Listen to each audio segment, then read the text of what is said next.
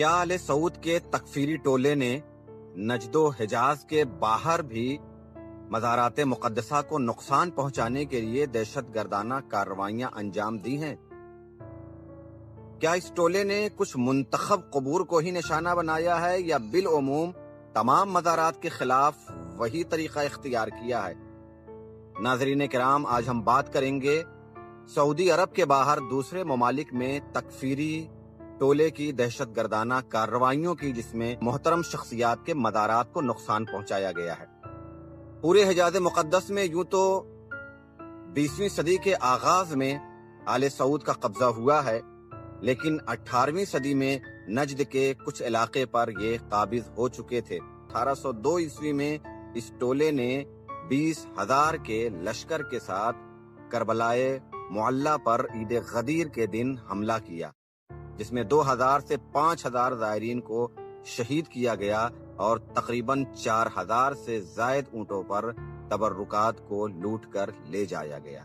مشہور واقعات میں سے 2006 میں عراق کے شہر سامرہ میں حضرت امام علی نقی علیہ السلام اور حضرت امام حسن عسکری علیہ السلام کے روضہ مقدسہ کے طلائی گنبد کو بم کے ذریعے اڑا دیا گیا۔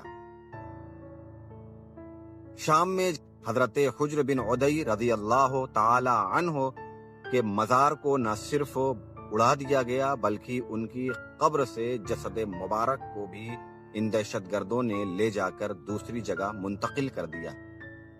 حضرت زینب بنت علی سلام اللہ علیہا کے روضے کو زمیں بوس کرنے کی کوشش کی گئی۔ یہ داعش، القاعدہ، یہ تمام دہشت گرد نظریاتی طور پر اسی ٹولے سے ربط رکھتے ہیں جو مزارات کو شرک و بدعت کہا کرتے ہیں۔ یہاں پر سوال یہ اٹھتا ہے کہ جب عراق میں روضہ عسکریین کو نشانہ بنایا جا سکتا ہے تو اسی عراق میں اس نظریے کے امام احمد ابن حنبل کا مزار بھی شہر بغداد میں موجود ہے، ان کو نقصان کیوں نہیں پہنچایا گیا؟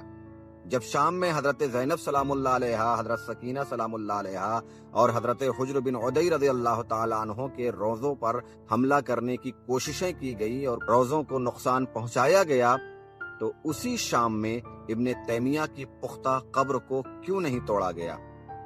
یہ سوالات ذہن میں اٹھتے ہیں اور امت مسلمہ کو بتاتے ہیں کہ یہ ٹولہ دشمن رسول اللہ اور دشمن اولاد رسول ہے۔ انہیں صرف ان شخصیتوں سے خلش ہے جو اولاد رسول ہیں اور اولاد رسول سے محبت رکھنے والے اصحاب ہیں۔